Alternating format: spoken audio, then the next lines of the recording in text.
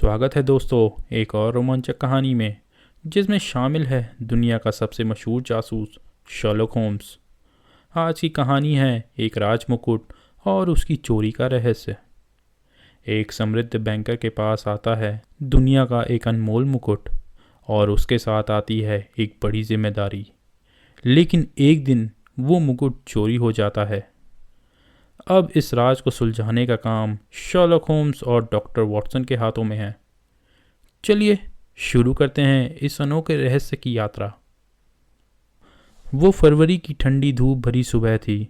सड़क पर पिछले दिनों की बर्फ अभी भी चमक रही थी, लेकिन सिर्फ रास्ते के बीच गाड़ियों के आने जाने की वजह से वो भूरी और मखमली लग रही थी।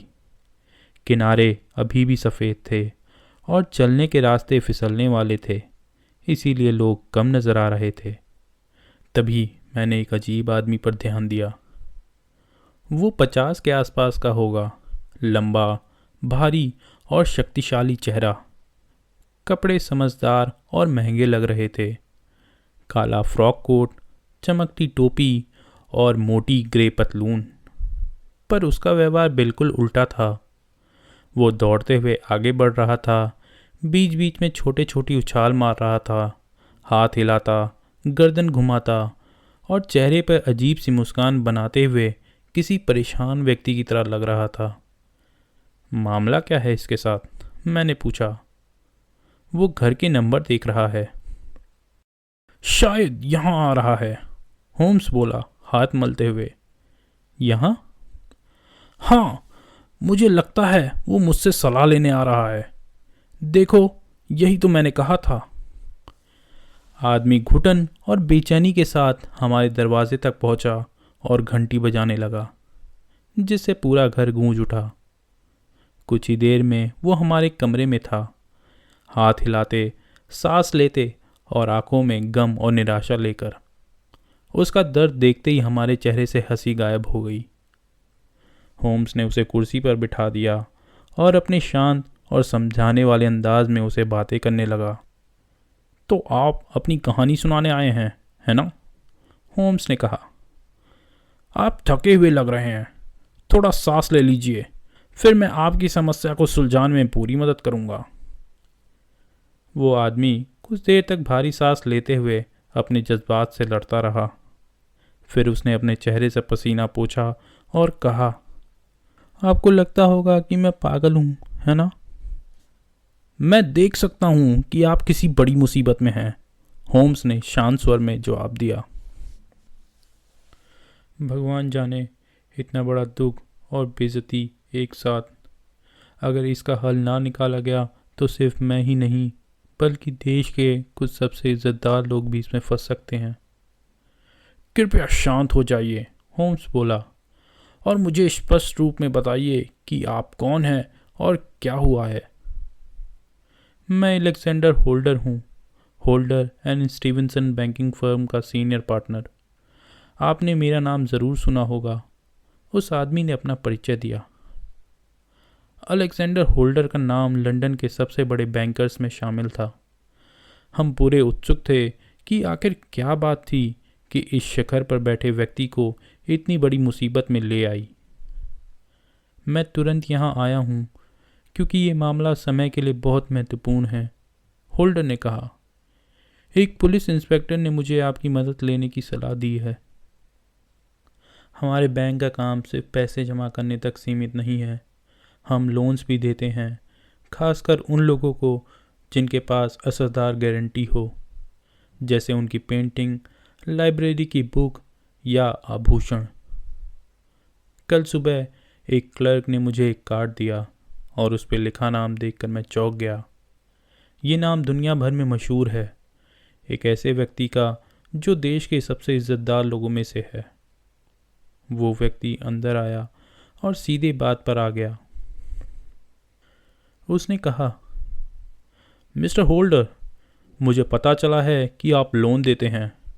मुझे चाहिए कि मुझे तुरंत 50,000 पाउंड मिल जाएं। उन्होंने कहा, मैं अपने दोस्तों से ये रकम आसानी से ले सकता हूँ, लेकिन मैं इसे बिजनेस के तौर पर लेना चाहूँगा। आपको कितने दिन के लिए ये रकम चाहिए होगी? मैंने पूछा। सिर्फ अगले सोमवार तक। उस दिन मुझे एक बड़ी राशि मिलेगी और मैं आपका पूरा पैसा ब्याज के साथ वापस कर दूंगा। लेकिन अभी ये पैसा मिलना बहुत ज़रूरी है। मैं खुशी से आपको अपने व्यक्तिगत निधि से दे देता, मैंने कहा, लेकिन अगर कंपनी के नाम पर देना हो तो मुझे अपनी कंपनी के नियम के अनुसार देना होगा। बिल्कुल, मुझे वैसे ही चाहिए, उन्होंने कहा और एक काला मोरक्को केस अपने पास से उठाया। आपने ये शाही मुकुट तो देखा होगा? हाँ, ये तो राष्ट्रीय खजाना है, मैंने जवाब दिया। उन्होंने केस खोला और अंदर एक कोमल वेलवेट के ऊपर एक चमकदार आभूषण था। इसमें 39 हीरे हैं, उन्होंने कहा, और इसका सोने का काम अनमोल है। ये मेरी मांगी गई रकम का दुगना है। मैं इसे सुरक्षा के तौर पर आपके पास छोड़ने के लिए तैयार हूँ। मैंने केस उठाया और सोचने लगा। आपको इसकी कीमत पर शक है?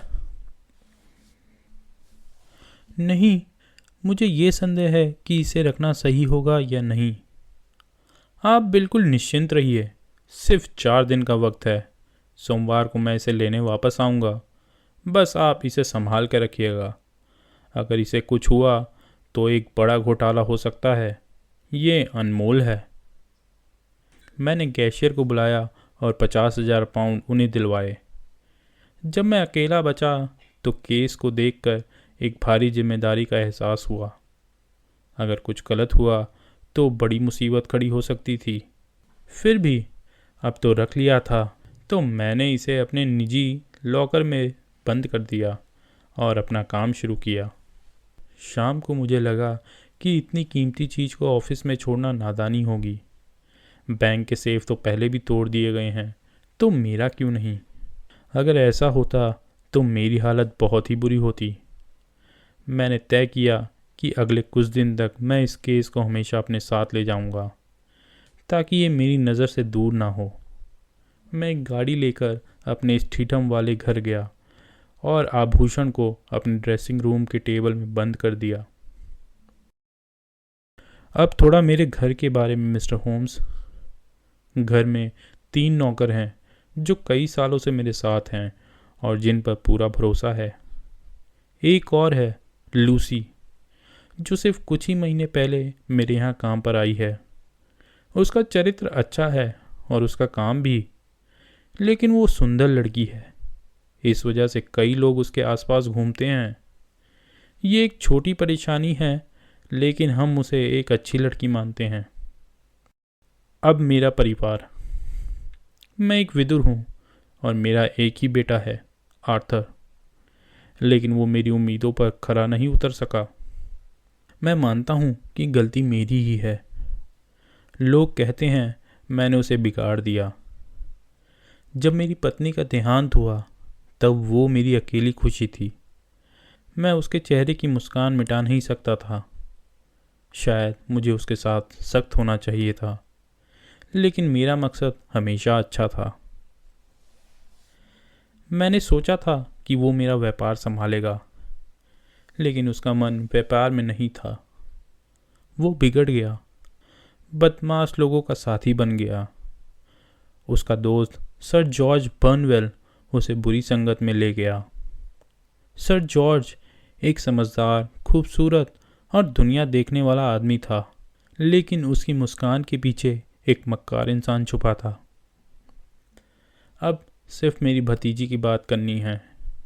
जब मेरे भाई का 5 साल पहले देहांत हुआ तो मैंने उसे अपना लिया और तब से उसे अपनी बेटी माना है। वो मेरे घर की रोशनी है, प्यारी, सुंदर और एक अद्भुत गृहिणी। मेरी ज़िंदगी में उसका महत्व अमूल्य है। सिर्फ एक मामले में उसने मुझे नफ़रत में डाला। मेरा बेटा आर्थर उसे 2 बार शादी का प्रस्ताव दे चुका है, पर हर बार उसने मना कर दिया। शादी उसके जीवन को सुधार सकती थी, पर अब शायद देर हो चुकी है। उस दिन खाने के बाद कॉफ़ी लेते वक्त मैंने मैरी और आर्थर को बताया कि मेरे पास एक बहुमूल्य चीज़ रखी है। पर अपने क्लाइंट का नाम छुपा लिया। लूसी, जो कॉफ़ी लाया करती है, मुझे लगता है रूम छोड़ चुकी थी, पर दरवाज़ा बंद था या नहीं ये कह नहीं सकता। आपने उसे कहाँ रखा है? आर्थर ने पूछा। मेरे टेबल में, मैंने जवाब दिया। कहीं रात को कोई घर में ना घुस आए, उसने कहा। टेबल लॉक है, मैंने जवाब दिया। कोई भी पुरानी चाबी से खुल जाएगा, बचपन में मैंने खुद खोला था, उसने हंसी में कहा। रात को आर्थर मेरे कमरे में आया और बोला, क्या मुझे 2000 पाउंड दे सकते हैं? बिल्कुल नहीं, मैंने गुस्से से कहा। मैंने पहले ही तुम्हें बहुत दिया है। अगर मुझे ये पैसा नहीं मिला तो मुझे अपनी इज्जत के लिए क्लब छोड़ना पड़ेगा, उसने कहा। पर मैंने मना कर दिया। गुस्से में वो बिना कुछ बोले चला गया। उसके बाद मैंने टेबल की जांच की और उसके बाद घर की जांच करने लगा। मैं नीचे आया तो देखा मैरी एक खिड़की बंद कर रही थी। पिताजी, क्या आपने लूसी को आज रात बाहर जाने दिया था? मैरी ने पूछा। नहीं, मैंने जवाब दिया। वो अभी पीछे के दरवाजे से अंदर आई है। हो सकता है किसी से मिलने गई हो।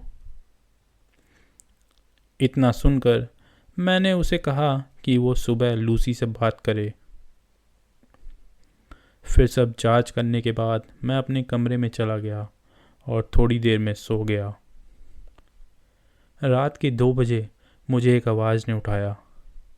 मुझे लगा कि एक खिड़की धीरे से बंद हुई है। मैं ध्यान से सुनने लगा। तभी मुझे किसी के कदमों की आवाज़ सुनाई दी। मैंने डर के मारे अपने ड्रेसिंग रूम के दरवाजे के पास झांक कर देखा। आर्थर, मैं चीखा, तुम चोर हो! तुम्हारी मुकुट छूने की हिम्मत कैसे हुई? कमरे की लाइट आधी जल रही थी और मेरा बेटा सिर्फ शर्ट और पैंट में, ताज हाथ में लिए खड़ा था। ऐसा लग रहा था वो उसे तोड़ने की कोशिश कर रहा था। मेरे चीखने पर उसने उसे गिरा दिया और सफ़ेद पड़ गया। मैंने ताज उठाया और देखा कि एक सोने का कोना और उसके साथ 3 हीरे गायब थे। तुम नालायक, मैंने गुस्से में कहा। तुमने इसे खराब कर दिया। चुराए हुए हीरे कहाँ हैं? चुराए? उसने हैरान होकर पूछा। हाँ, चुराए, मैं चीखा। 3 हीरे गायब हैं और तुम्हें पता है वो कहाँ हैं? आर्थर ने गुस्से में जवाब दिया। आपने मुझे काफ़ी बुरा कहा है। मैं अब और बर्दाश्त नहीं करूँगा। कल सुबह ये घर छोड़ दूंगा और अपनी दुनिया खुद बनाऊंगा। तुम ये घर तभी छोड़ोगे जब पुलिस तुम्हें यहाँ से ले जाएगी, मैंने कहा। तभी मैरी कमरे में दौड़ी हुई आई और मुकुट और आर्थर की शक्ल देखते ही बेहोश हो गई। मैंने तुरंत पुलिस बुलाई। इंस्पेक्टर ने आते ही आर्थर से पूछा कि क्या वो अपने ऊपर चोरी का इल्ज़ाम मानने को तैयार है। आर्थर ने कहा, आप मुझे तुरंत गिरफ्तार मत कीजिए, मुझे बस 5 मिनट घर से बाहर जाने दीजिए, ताकि तुम भाग सको या चुराई हुई चीज़ छुपा सको, मैंने कहा। मैं उसे समझाने की कोशिश करते हुए बोला, सिर्फ मेरे सम्मान का नहीं बल्कि देश के सम्मान का सवाल है। तुम्हें ये सब बता देना चाहिए कि वो हीरे कहाँ हैं। तुम्हें माफ़ कर दिया जाएगा अगर तुम सच बता दो। आर्थर ने सख्त लबों के साथ जवाब दिया, आप जो करना चाहते हैं कर लीजिए, मैं कुछ नहीं बताऊंगा। सिर्फ एक ही रास्ता बचा था। मैंने इंस्पेक्टर को बुलाया और उसे गिरफ्तार करवा दिया। पूरा घर तलाशा गया लेकिन एक भी निशान नहीं मिला और वो लड़का कुछ बोलने के लिए तैयार नहीं था। सुबह उसे जेल भेज दिया गया। और अब आपको जितना खर्चा करना हो कर लीजिए, मैंने पहले ही 1000 पाउंड के इनाम की घोषणा कर दी है। वो दोनों हाथों से अपना सर पकड़ के हिलाने लगा। शर्लॉक होम्स कुछ देर चुप रहा, आग को घूरते हुए, माथे पे सिलवटे लिए।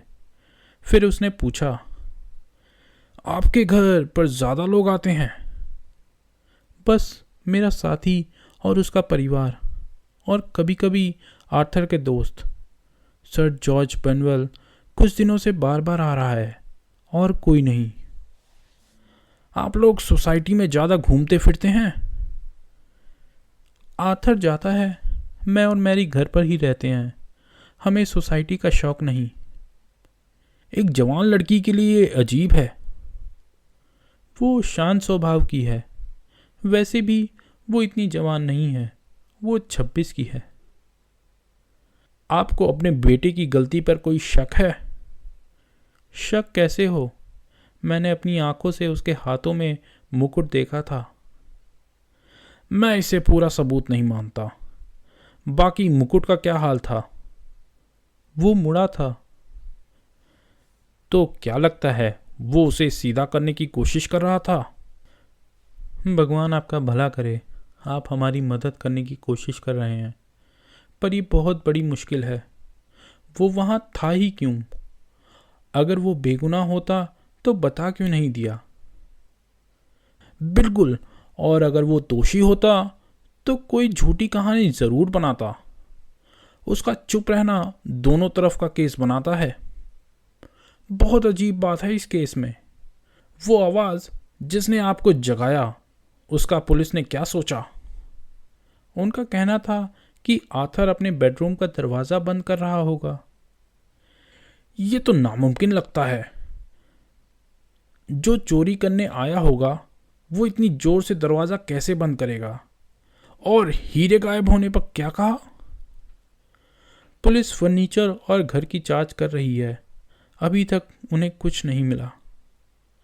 घर के बाहर देखने का सोचा उन्होंने? हाँ, गार्डन तक की गहराई से जांच की। देखिए, अब आपको समझना चाहिए कि ये केस जितना सीधा लग रहा है उतना है नहीं। आप मान रहे हैं कि आपका बेटा रात में अपने बेड से उठा, ड्रेसिंग रूम गया, टेबल खोला, ताज तोड़ दिया और 39 में से 3 हीरे छुपा दिए जो कोई ढूंढ नहीं पा रहा। फिर बाकी 36 लेकर वापस आया और खुद को सबसे ज़्यादा खतरे में डाल दिया। क्या ये तथ्य आपको मुमकिन लगते हैं? पर अगर वो दोषी नहीं है तो अपने इरादे साफ क्यों नहीं समझाता? बैंकर ने निराशा में पूछा। ये हमारा काम है समझाना, होम्स ने कहा। चलिए मिस्टर होल्डर, स्टीधम चलते हैं और सबूतों को ध्यान से देखते हैं। यहाँ तक कि कहानी एक नई मोड़ पर है। शर्लॉक होम्स स्टीधम हाउस के लिए तैयार हो चुका है, जहाँ वो चोरी की पहेली सुलझाने के लिए अगला कदम उठाएगा। लेकिन दोस्तों, इस कहानी का अगला हिस्सा आपको मिलेगा भाग 2 में। तब तक के लिए वीडियो को लाइक करना मत भूलिए, अपने दोस्तों के साथ शेयर कीजिए और चैनल को सब्सक्राइब कीजिए ताकि आप कोई भी स्टोरी मिस ना करें। मिलते हैं अगले भाग में।